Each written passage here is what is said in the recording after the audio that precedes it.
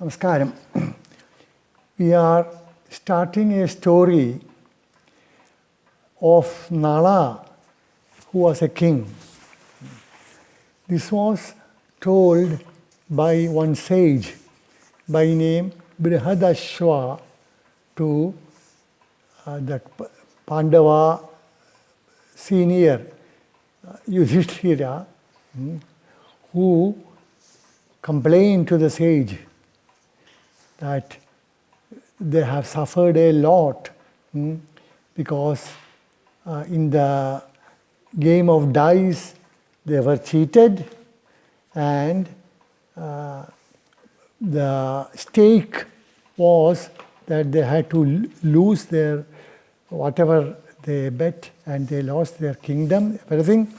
And as per the terms, they had to go and live in the forest for 12 years, and 1 year they had to spend afterwards in hiding. And Yudhishthira, asked the sage, "Sage, you travel all over the world. Have you come across anybody who suffered like us?" Then the sage started narrating the story of Nala. And we are starting that story. It is a long story, so it might go to at least 6 or even 10 days to complete. But it is a very nice story, probably one of the best in Mahabharatam. As we said, the story is of King Nala, who was the king of a land of Nishadas. It is somewhere in the north of India. And he was very handsome, probably one of the most handsome princes who lived at that time. He is considered even more handsome than gods. And he had some gifts.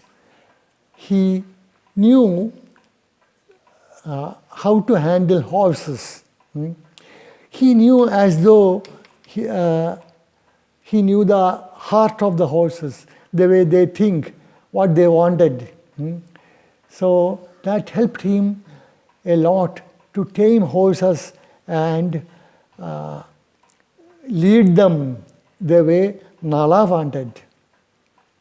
And he was also good with dice, game of dice, which was one of the popular games that time. At the same time, there lived a princess by name Damayanti, who lived in a land called Vidarbha, which is somewhere near Bombay, modern day Bombay. One day, Nala was in his garden, and then he saw some swans, a flock of swans. They looked special because they had golden feathers, which is very rare. So Nala went and suddenly caught hold of one of the swans, just for fun. He didn't have any evil intentions. Then the swan started speaking in human voice. "Oh king, why have you caught me? Please don't kill me. I have done no harm to you. If you let me go, I shall go and speak to Damayanti, the princess of Vidarbha. I shall tell her that I have met you, Nala, and you are very handsome, the most handsome I have ever seen, and you are also a good king. So I shall give all praise of you to Damayanti, and make her fall in love to you. And Damayanti is the most beautiful princess I have ever seen. So it will be good to you. And Nala, even otherwise, he had no intention to hurt the swan. So he let the swan go.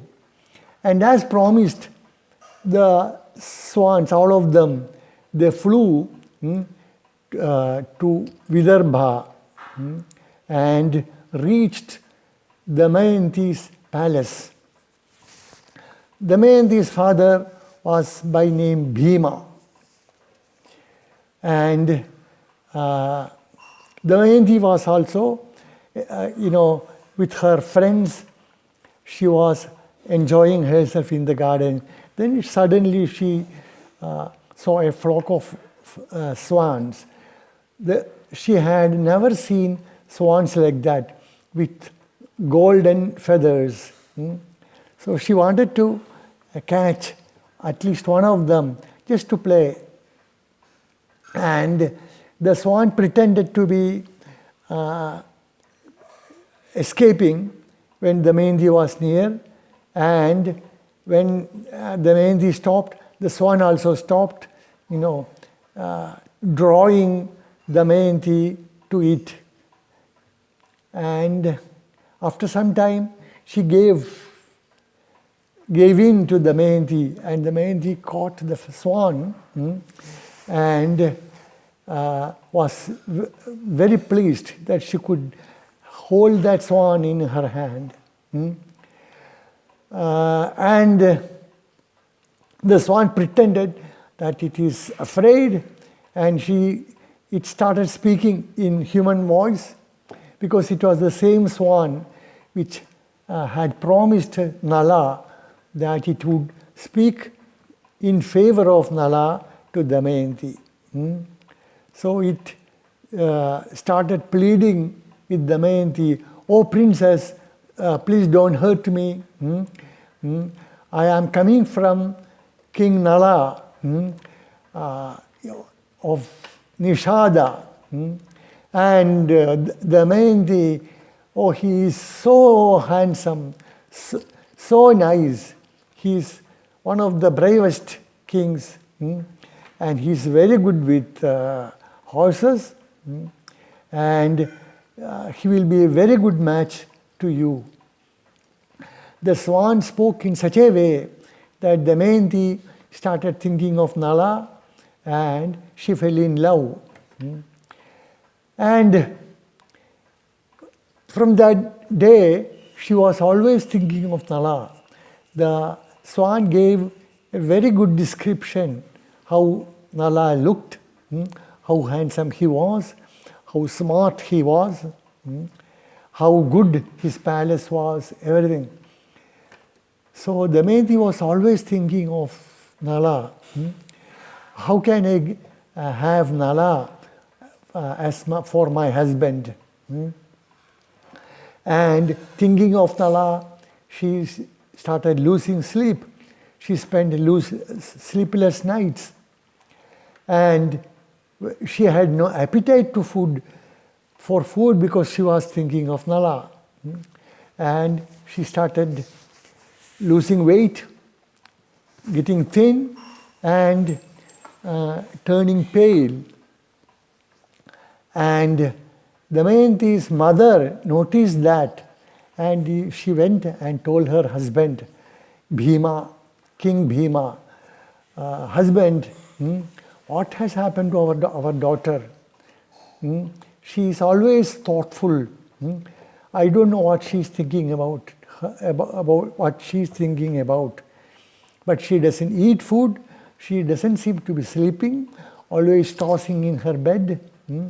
Her friends say that Damayanti is always doing that, not interested in taking bath, wearing good clothes.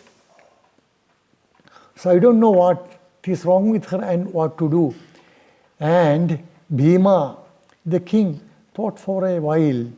He thought, it is time for her marriage. she is young, and this is the time a girl must be married. And if she gets a good husband, then she will be all right. So Bhima made elaborate arrangements for her marriage. You know how the kings marry? They have something called Swayamvara, where the princess chooses whom she wants to marry. So accordingly, for that purpose, all the kings are invited to the palace, and the host, in this case Bhima, would make elaborate arrangements for all them to be housed, proper housing for all of them. Then on the day of this selection, all the kings will be seated around in golden thrones according to their status, and the princess would be taken around in the company of her friends, and the friends will introduce the king who is sitting to the princess, and he is the king of such and such kingdom, and he is very famous. He has got a vast kingdom. He has won so many wars, and he has so much of wealth. Everything they know about the king. And if there is anything special about the king, they would explain that also. And similarly, she will be taken around. And whenever she finds someone suitable of her choice, she would have carried a garland in her hand. She would put the garland on the neck of the king in front. And later on, elaborate wedding will be arranged between the chosen king and this princess. And King Bhima arranged for such a selection, Swayamvara, for Damayanti. Unfortunately, our time is up. I have to stop now. We shall continue next day with the story of Nala and Damayanti. It's a very interesting story, I promise you. Namaskaram.